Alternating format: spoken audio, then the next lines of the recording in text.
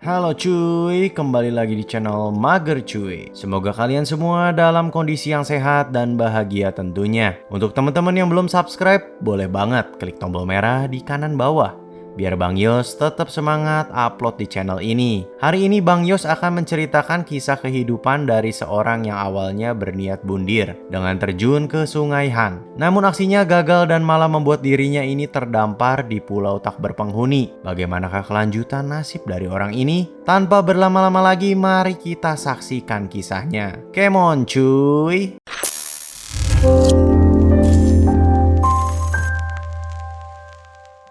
Kisah ini diawali dengan diperkenalkannya seorang lelaki paruh baya bernama Kim. Pada scene ini tampak sekali raut wajah Kim yang kosong tanpa harapan setelah menerima telepon dari jasa penyedia pinjaman tunai. Ternyata penyebabnya adalah karena jumlah denda pinjaman Kim yang sudah sangat besar dan dia merasa nggak mungkin untuk bisa melunasinya. Karena hal itulah Kim berniat bundir dengan cara melompat dari jembatan ke Sungai Han. Namun nasib baik ternyata masih berpihak padanya. Bukannya tenggelam, Kim malah terdampar di pulau kecil. Saat melihat sekelilingnya, Kim masih dapat melihat kota. Dia merasa menyesal karena tidak terjun dari gedung 63 lantai yang dilihatnya. Kim mencoba menyalakan HP-nya untuk meminta bantuan. Namun karena terendam air, HP-nya tidak bisa menyala. Tak mau cepat menyerah, Kim mencoba mencari jalan kembali dengan mengelilingi pulau kecil itu. Di saat inilah dia menyadari kalau pulau kecil itu adalah daratan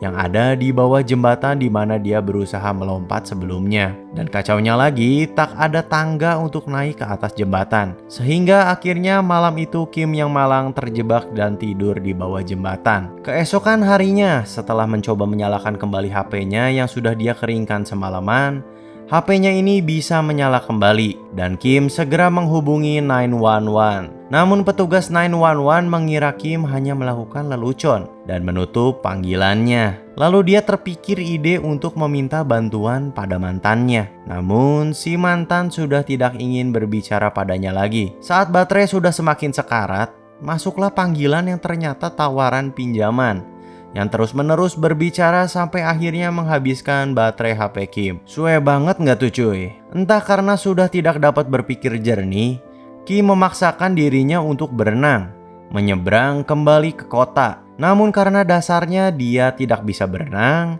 setelah nyaris tenggelam, akhirnya dengan terseok-seok Kim kembali ke pulau itu lagi. Sambil mengambil napas, Kim merenungkan apa yang dilakukannya. Kalaupun dia kembali ke kota, sudah tidak ada gunanya lagi. Karena tujuan Kim sebelumnya adalah untuk mengakhiri hidupnya. Jadi dia masuk ke tengah hutan di pulau itu dan mengikatkan dasinya ke pohon untuk lanjut bundir. Saat akan bundir, terdengar suara alarm kota yang memberitahukan warganya untuk latihan darurat perang. Sejenak Kim berhenti, namun saat akan melanjutkan aksinya, perutnya mules tak tertahankan. Untuk melepas sakit perutnya, Kim akhirnya jongkok di semak-semak dan menghempaskan segalanya. Di saat itulah dia melihat bunga yang saat diicip-icip rasanya manis. Dan entah mungkin karena terbawa suasana yang bahagia, Kim berpikir untuk menunda aksi bundirnya. Karena perutnya sudah mulai keroncongan, Kim mencoba makan jamur yang ada di dasar hutan. Dan dia juga meminum langsung air dari Sungai Han. Mulailah semangat hidupnya kembali lagi. Segera Kim berkeliling pulau dan mencari barang-barang bekas yang bisa digunakannya. Di saat itulah dia menemukan perahu angsa bekas yang dijadikannya rumah. Sudah bosan karena terlalu sering makan jamur, Kim mencoba menangkap ikan, namun ternyata tidak semudah yang ia bayangkan. Apalagi menangkap burung yang bisa terbang dengan cepat. Mulailah dia berpikir untuk makan telur saja.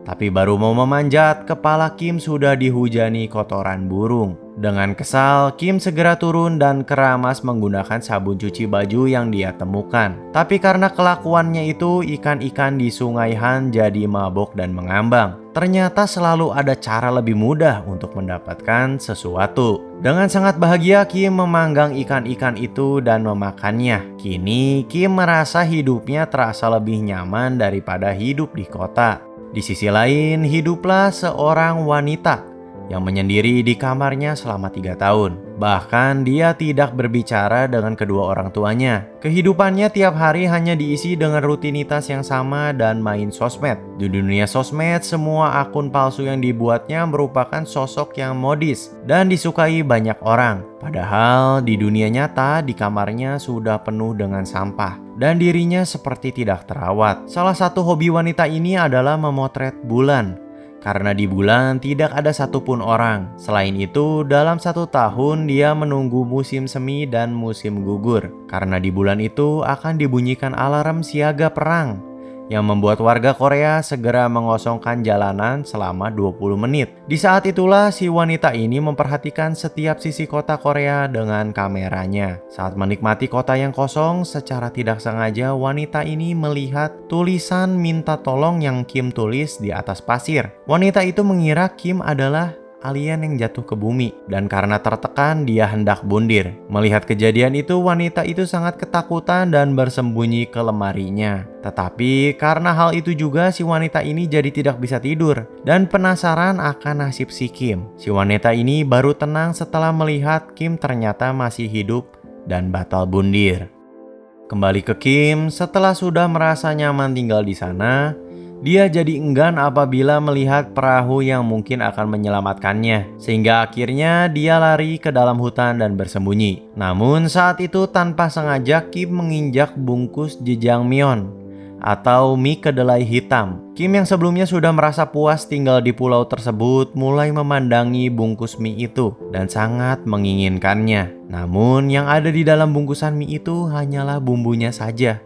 Untuk mengobati keinginannya, Kim mulai mencari segala bahan yang ada di sana untuk membuat mie. Namun tentu saja hasilnya nihil. Sampai akhirnya dia memandangi kotoran burung di atap perahu yang menjadi tempat tidurnya. Dan Kim teringat akan segala benih dan biji-bijian yang tidak tercerna dan mungkin masih ada di sisa kotoran burung tersebut. Tidak mau membuang kesempatan, Kim pun segera mengumpulkan semua kotoran burung yang ada di sana. Keinginan Kim akan makan mie membuat dirinya kembali memiliki semangat dan tujuan hidup. Tanpa lelah, Kim membajak ladang di tanah itu dan mulai menanaminya dengan kotoran burung. Sebagai pelengkap, Kim membuat manusia sawah dari kaleng bekas dan baju kemeja miliknya. Kembali ke si wanita yang ternyata terus memperhatikan kehidupan Kim, wanita ini juga tahu keinginan Kim yang sangat akan jjajangmyeon. Malam itu si wanita bertekad untuk berkomunikasi dengan Kim. Untuk pertama kalinya setelah 3 tahun mengurung diri, si wanita ini akhirnya keluar dari rumahnya dan berlari menuju jembatan Han. Sesampainya di sana, dia melemparkan botol berisi sepucuk surat ke arah pulau itu.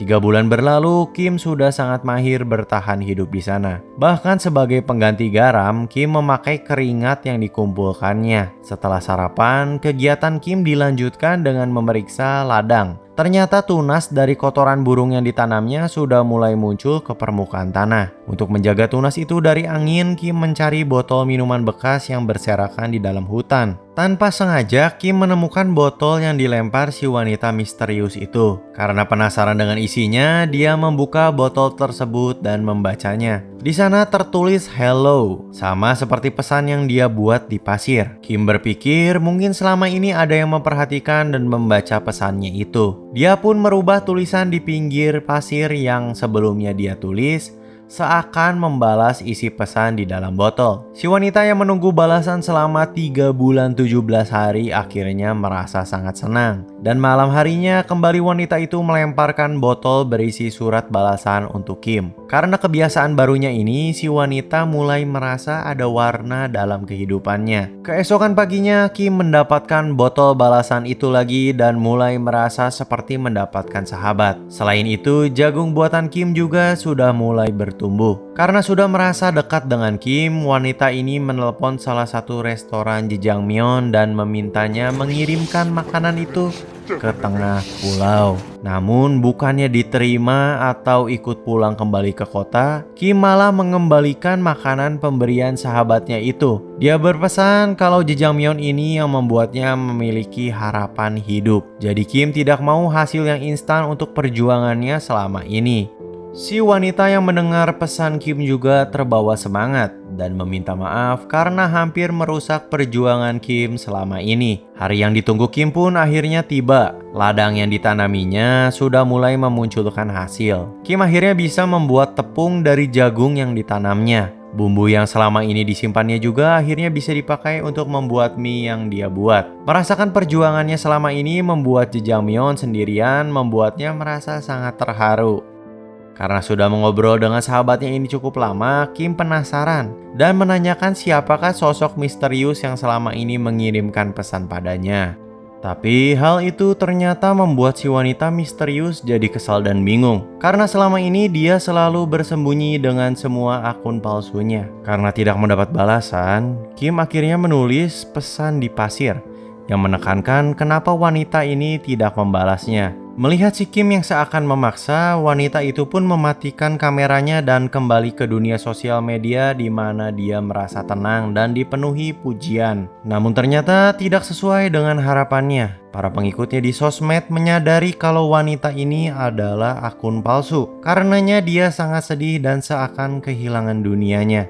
Seakan mendukung suasana yang penuh kesedihan, laporan cuaca mengatakan akan terjadi badai di daerah tersebut. Si wanita misterius berbaring dengan penuh kesedihan. Sedangkan nasib Kim lebih miris lagi. Dia berusaha menjaga semua ladang yang sudah ditanaminya agar tidak tersapu badai. Selain itu, dia juga menahan perahu yang dipakainya tidur selama ini agar tidak terbawa hanyut. Namun pada akhirnya semuanya lenyap dalam semalam. Si wanita yang merasa cemas akan keadaan Kim kembali memantaunya dari kamera. Terlihat Kim yang kesal dan menumpahkan isi hatinya pada tulisan di pasir. Namun tiba-tiba di saat yang bersamaan muncullah 2 orang petugas kebersihan yang mengusir Kim dari daerah itu. Kim pun segera kabur dan lari dari kedua petugas tadi.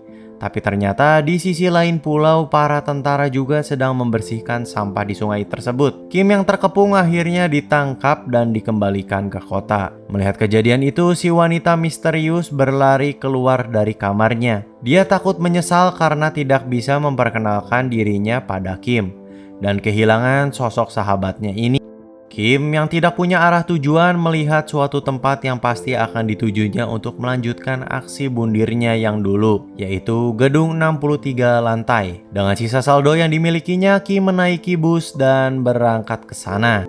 Dengan ngos-ngosan terlihat si wanita misterius ini mencari jejak Kim dan mengejar bus yang ditumpanginya. Namun bus itu semakin menjauh dan wanita ini menyerah untuk mengejarnya. Saat akan kembali ke rumahnya, dia mendengar kembali suara alarm yang menandakan latihan darurat perang. Si wanita yang sebelumnya sudah hampir menyerah berbalik arah dan kembali berlari karena dia tahu semua kendaraan pasti akan berhenti bila mendengar suara alarm itu. Singkat cerita, si wanita misterius ini masuk ke dalam bis dan mendekati Kim. Kim yang seakan bingung memandangi wanita tanpa tahu apapun. Si wanita pun berkata, "My name is Kim. Who are you?" Kim pun akhirnya tahu sosok yang selama ini memperhatikannya. Kim sampai menangis karena akhirnya dia menemukan sosok yang masih mau memperhatikannya. Dan kisah pun berakhir. Jadi ternyata selama ini nama kedua orang ini adalah Kim. Gimana nih ceritanya menurut kalian? Apakah gaje atau memberi inspirasi? Yang pasti ada satu nilai yang bisa saya ambil dari kisah ini. Walaupun terkadang kita merasa diri kita ini tidak berharga dan gagal, namun sebenarnya tanpa kita sadari mungkin ada orang lain yang malah terinspirasi dengan apa yang kita lakukan selama ini. Jadi buat kalian yang merasa seperti sudah nggak ada harapan dan hilang semangat, ingat cerita ini ya.